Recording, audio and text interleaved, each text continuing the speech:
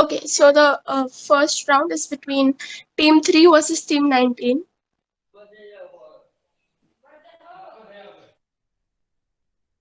Yes, you all can please start.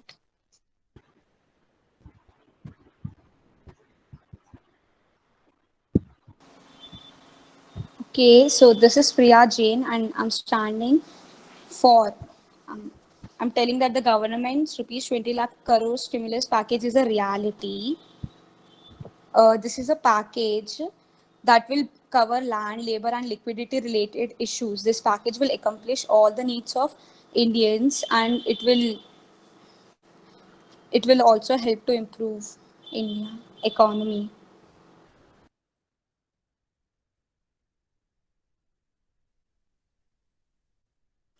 Good afternoon, one and all. Myself, Divya Sharma, and yes, me and my teammate John is going to participate.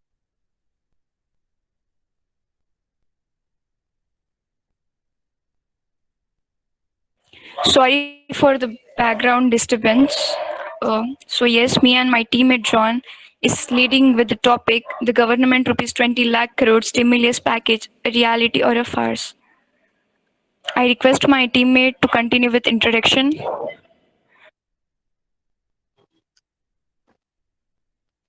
Yeah, Divya, thank you. Uh, so, good afternoon to one and all, and the judges and faculty members who are present here. So, I would like to start with the point like, after nearly 50 days of one of the most world straight lockdown to combat COVID-19, during which the Indian economy went free fall, that you and me everyone knows. And PM Narendra Modi announced as economy package that would put the country back on its feet and make it self-reliant. For Modi's most ardent fans, that narrative logic that followed seemed to make sense. At the 20th minute of the 20th hour of the day, Modi announced that his government would offer upon an economic package of 20 lakh crores for 2020, for the year 2020. Or so, all they do simply push government on the road, forcing the state to pick up the piece of lack of demand ends up pushing individual and firm into insolvency. Sitaram stated that to make more announcement as well as explain how the government will pay for its package, may yet announce something major on the spending side to boost demand. I would like my Divya. I would like my teammate to continue this. Divya, over to you. Yes, so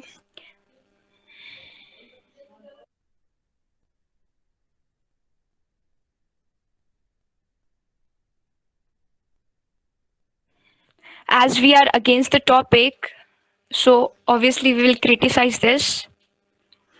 Liquidity and guarantee are much needed, but if demand is not revived, they could end up simply pushing state spending down the earth. However, Modi offered no detail of the economic package in his speech. He left it to Finance Minister Nirmala Sitaram to confoundingly provide information through trances of announcing spread over several days. John, please take the lead.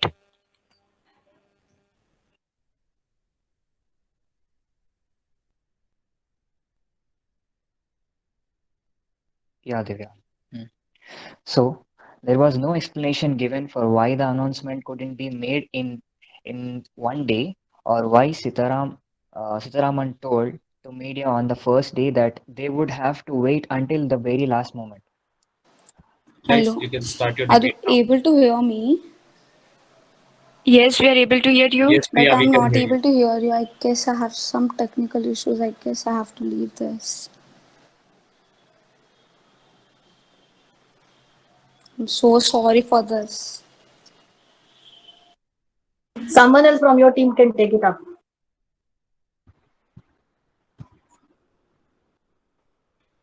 Priya, is someone from your team present or are you alone? I'm alone. Priya, we are able You to, can yeah, continue. you just talk, we are We able are to able. hear you. It's just the voice is breaking continuously. in You between. talk. You're clear, Priya. Just talk.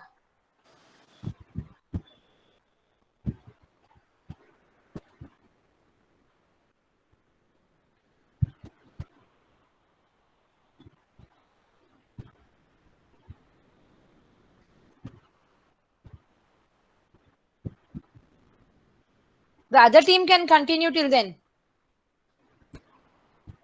So yes, Ma'am, actually, to be very honest, I guess I cannot compete in this because just now I got to know that the topics are got changed. I was so prepared for the previous topic. Priya, Yes. we did announce in the group that the Yeah, topics will be but changed. I was so busy yesterday and I did not check. I just checked it now. I'm so sorry for It's that. okay, Deep. I It's okay, just Priya. It's okay, Priya. The other people can continue talking. Guys, both okay, of you ma'am. please turn on your cameras.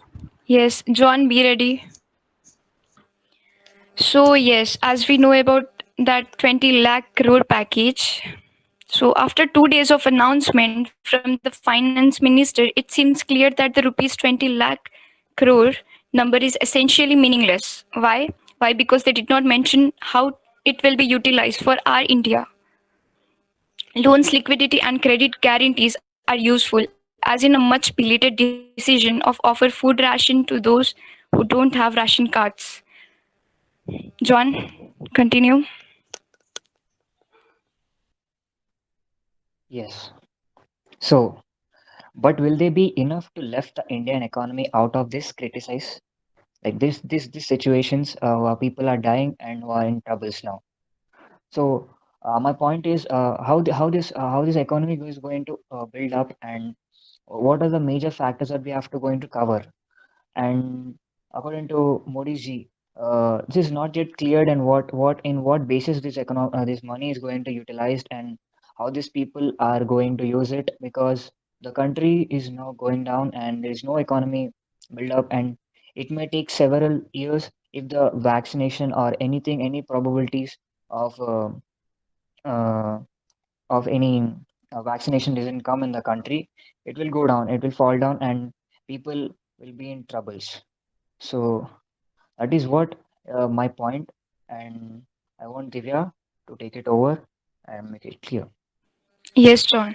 So the finance minister Sitaram, who is slated to make more announcement as well as explain how the government will pay for it package, may yet announce something measure on this spending side of postmaster. So yes, they have not like announced anything related to that package, that how it will be utilized. In this pandemic, 20 lakh crore of like package was very useful for India because it gives kind of hope to the people that we have something to do with our country.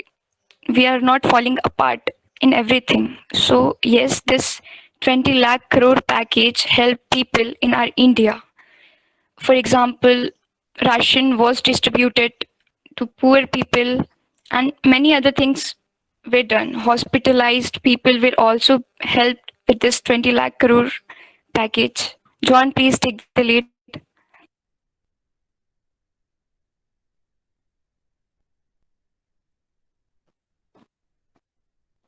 You can give your conclusive statements now. Okay, uh, I would like to conclude that the biggest question is that it is good enough, or everything can be criticized or may be normal in few days, or many areas like this has been a major part, like everyone are facing this, and uh, how far it will take, and as we know, this might reduce the impact on the facial defect which was already in status before the COVID-19 crisis hit, but it also means that the government simply isn't using the tools available to it to put money into people's hand. So that is I would say my conclusion is. Divya, you want to say any words? Yes, I just want to say that, like, I just want to give an example. For example, when someone go to the bank, ask them to borrow loan, and bank themselves usually ask them to pay money before they prepare someone loan file, right? So how can middle class people and poor people get benefited by this package? Obviously, the rich one will get all the benefit of this package. So I'm not at all in the favor of this top. Is this topic shit? Thank you. Thank you so much. So we are for the topic. The new hashtag floating around in our imagination and of modern and national life of commerce and business India is vocal for local. Go for a self-sufficient and self-reliant India. We will have a greater international prestige than the one which relies heavily on imports. Indian industry have manufactured PPE kits, masks, ventilators within a short notice in a huge amount. So why can we do it in other sectors? The PM listed the 5 pillars of self-reliant India, namely economy, infrastructure, technology, demography, and demand. The slogan is clearly meant to encourage people to choose locally made goods. Estimates by ICECC indicates that 30% of low-tech imports can be replaced by local manufacturers. Chinese companies have forced to establish manufacturing facilities in India due to the hike in import duties. Substitution will take time, but self-sufficient will be later or soon. Over to you, Natali. I don't think so. This is only a slogan to please a certain fraction of people. India needs to be doing this. It's a high time. Ever since 1970, India has been in trade deficit. That means foreign exchange is going out of the country and the imports are very less. So foreign exchange come in lesser amount. We must stop this trade deficit state of a country. If we manufacture, use and export, we become a self-reliant. Ever since independence, none has ever made an economic policy based on Swadeshi, self-reliant India or Atmanirbhar Bharat effort. Yes, India can do this. We shall not be able to afford a good lifestyle if things remain the same. We must push ourselves and encourage others to adopt the Swadeshi, local to vocal and go global.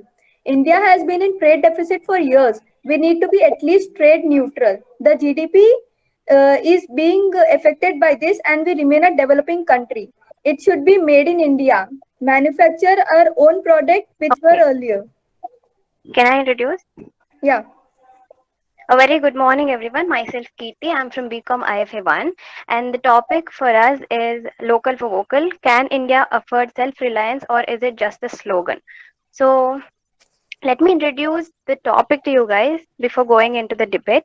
So it was a PM approved a business incubator project. And by incubator project, what I mean is it is for supporting the small scale industries, and they are giving some kind of support through rents, low wages, and low rents to the small scale industrialists. And also it is by the managerial and entrepreneurial management. And it was actually started because the imports are higher in India than the exports. Now Saad will continue. Hello, good afternoon. This is Saad from BCom. I'm here to talk about against the topic, can India afford self-reliance or is it a slogan to please the Swadeshi lobby? First of all, the thing is we are so used to foreign products, especially Chinese stuff, that self-reliance on local products seems highly impossible. Even if the government stops import of all those foreign products into the Indian market, it will take some time for us to get used to them. As of today, it's merely a slogan for the local business or lobby, whatever you want to call it. In my point of view, we cannot. Large employment is based on foreign companies. If they do not have business in India, they will not keep working here. Thus, goodbye to all a lot of manufacturing, and we increase unemployment. Thank you. So our point is that this word self-reliance is nothing new to the country. It was already taken during the Swadeshi movement in 1905, and ever since then the India could have been much better place or a developed country, I would say. And even now we are seeing the situation where we are still undergoing with the process of development. Swadeshi movement was quite completely different because after that industrial revolution happened. Because of that, more industries were coming up in different countries. So Indira Gandhi also said that we should be self-reliant, but at that time they were focusing on much on public sectors and on big MNCs. But now, according to PM, it is saying that we should support local small manufacturers, micro companies. How can you say that self-reliance can, before it was never successfully accomplished? So how can you say now it can be accomplished? It is always India should and then only it will. India should and then only it will. It has been that I have a statement question. since ever. Self-reliant doesn't mean that India should be an isolated country. It is an intention to make local brands global. It is How will India achieve its objective of self-reliance if it continues to have a foreign aid? No, it's not completely. That's what I'm saying. It's not completely isolation from other countries. We are bringing foreign industries to India in order to make in India and help the poor and jobless people and small local manufacturers. Yeah, but What are the self-sufficiency challenges is of the India? actual point of it. Can one by one, can you say? Okay. Sorry, I'm going to ask this question. What are the challenges of independent India on achieving self-reliance? As you said. Can you repeat? Okay, you're wasting. What are the challenges of independent India on achieving self-reliance? There will be many challenges. Definitely, there will be many challenges, and we should be determined to it in order to face it. Every time, in every second and every moment of life, there will be challenges, and that's how you come out of it. That's prove It yourself. has been ever since a very long time, and this is going to take such a long time to just be self-reliant and self-sufficient. The grants and aids that we get from the other countries are a major source of income, let me say, because exports are very less. Exports are the actual income for the other country.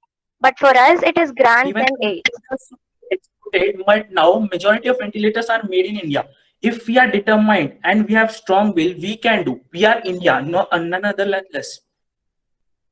World's markets anymore, then there is no FDI for foreign direct investment because we are not world's manufacturer. We are not middle. We don't know where. Okay, I'll continue with the counterclaim. Vote for vocal for local is not like it. We are not as innovative as Chinese when it comes to developing home or growth technologies production. Chinese pretend to reserve engineer a product brought from another country and make its copy better and cheaper. This Chinese reserve engineer Russian makes and learned so much about aircraft, and now they ingeniously made a Chengdu J-20 strength fighter. Okay, our counterclaim is that it is definitely difficult for India to become a developed country by self-sufficiency and self-reliance, but it is not impossible. Nothing is impossible in this world, and India could be a much better place if we are determined as the citizens of the country, determined towards the strategy. We are going to flourish in this world. To conclude, there have been two opposite views of what self-reliance means. In their extreme versions, one is that country can manage and do things with things produced within the country without any support from the rest of the world. The other is that apart from things essential for its power to be maintained, a country produces enough of what that the rest of the world needs to buy whatever it doesn't choose to make. A path which promotes manufacture in India to serve large population, but with the foreign collaboration seems to be least constrained way. As challenging and as it is, and as determined as we are to it, we can definitely become self-reliable. It is not just a slogan. We can get it in reality. Thank you. So coming to our conclusion, we would like to conclude by saying that self-reliance and self-sufficiency are these two words are not something that a leader has to tell us and light up a fire in the citizens in order to gain it. But it is very difficult to be in practical, especially in a vastly populated country like India. And self-reliance can never be a very good support for the country. We have to take a really good helps from other states so that we can develop very fast. This is going to take a longer time when it comes to doing it by ourselves. So dependency is like not coming from within the houses. Even in our houses, we are being dependent on our parents, the elders, and everything. But if we see in the case of other countries, it is not like that. They are way better and way faster than us. Thank you. Thank you. Thank you. So we are moving towards the last round of the day, which is Team 6 versus Team 11. Are you guys here? Yes. Yeah, we are. Yes, we are here. Yeah. Please start. Yeah. A very good afternoon to all. Me, Shrestha, and my teammates Mehak and Jacob are here to speak for the topic, that is, will the revised national education policy go down in the history as just another revision, or will it make a history? The National Education Policy 2020 was approved by the Union Cabinet of India on 29 July 2020, outlines the vision of India's new education system. The new policy replaces the previous national policy on education, which was in the year 1986. Policy is a comprehensive framework for elementary education to higher education as well as vocational training in both rural and urban India. The policy aims to transform India's education system by 2040. As we have the proposition for the today's topic, we believe that the new national education policy will make a good history. Over to you. Talking about this, okay, thank you, Shrestha.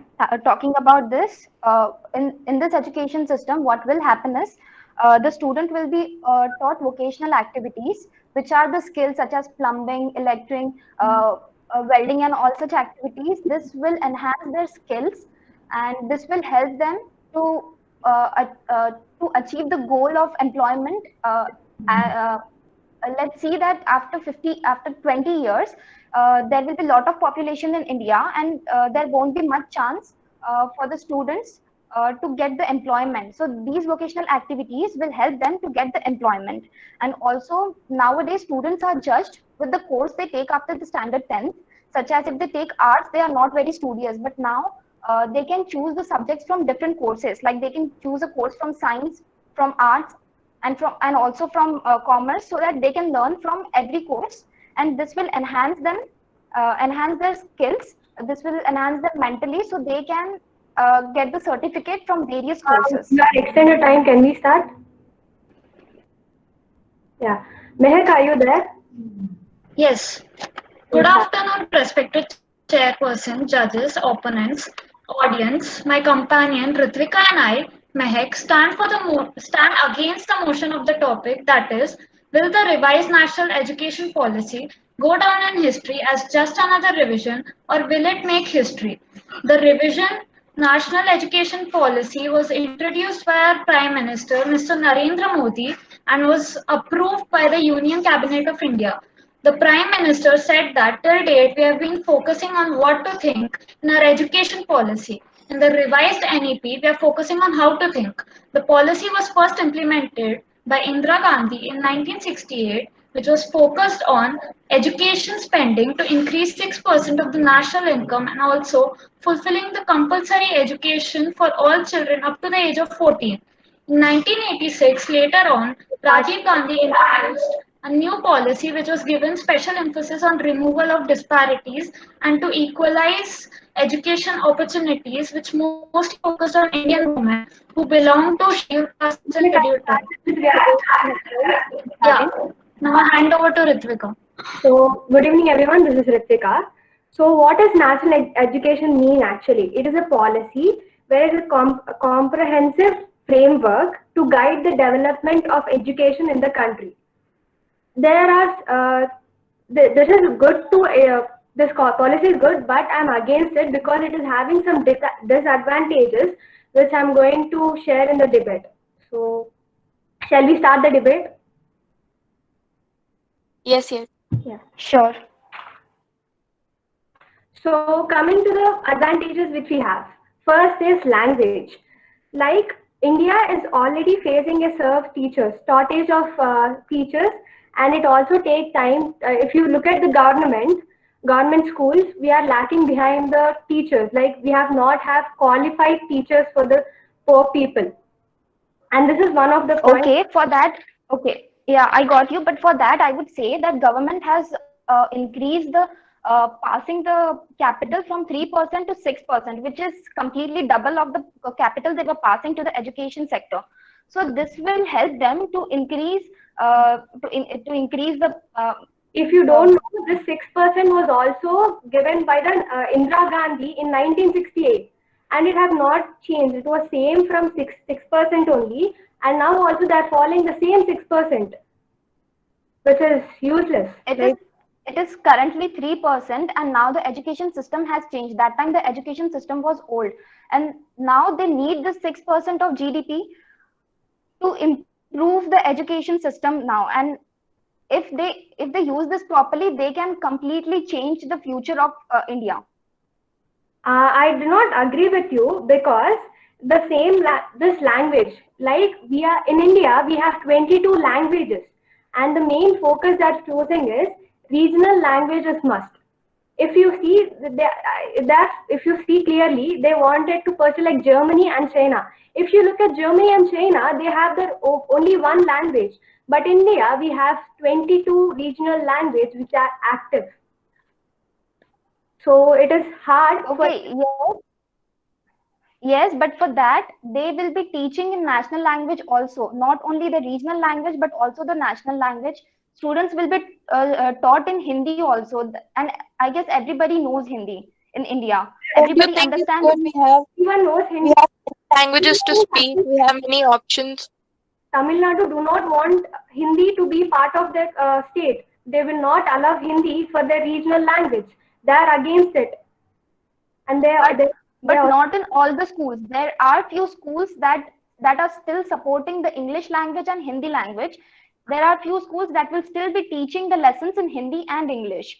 Like if they are implementing the regional language, the students should download the material from the internet. If you see, the poor people do not have the access of internet, and they do not have smartphones to download, then it is an disadvantage. That is what the GDP, that is what the increase in passing of the GDP is for. They will be passing the soft copy. They will be using this GDP in such cases. Would you think that GDP will reach the poor people? It would, if they work if they work for it, it will. Okay, it is the I should continue the counterclaim, I guess. Yeah, started. When they stated this, okay, Jacob, continue. Okay, so my conclusion for the new education policy. Jacob, we are running out of time. I'll go with my yeah. Okay, wait. Let me complete. They did not clearly state about the examination pattern. They did not say if the examination pattern is going to change or not. If the examination pattern won't change, the students will again have to mug up everything like the old pattern, and this will ruin the entire motive of changing the system. So I'll start. That is what I can say. So I agree with that. If the people are taking science, they can also choose commerce. Like they can focus on both. And another perfect thing is, if the people are not only concentrating on the studies, they are also concentrating on skills based, which help them in the personal development. So Mehak, can you conclude? Yes, Jacob, conclude. So I'm concluding that the new education policy will be given to importance to students' practical knowledge instead of just pushing them into a routine education system. It will help students to develop scientific temper, and it makes easier to set up new quality of education. As per global standards, NEP, National Education Policy, will make foreign colleges to set up their campus for people who are unable to go abroad due to some multiple reasons. They will be able to experience and get global exposure. Thank you. I would like to conclude by saying the ministry feels that an increase in government funding of the education to 6% of GDP will be sufficient to cover the financial implications of national education policy. However, such an increase in funding has been proposed but not achieved for the last half century. Pointed out by experts, the proposal to make the mother tongue the medium of instruction till class 5, which has stirred up the finest debates dependent on state governments, according to the education minister, who would not even confirm that the policy will be implemented by the central running schools. Thank you. Thank you.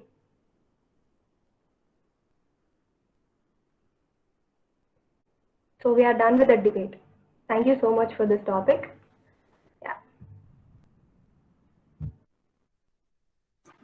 Kirti, are we done with all the teams?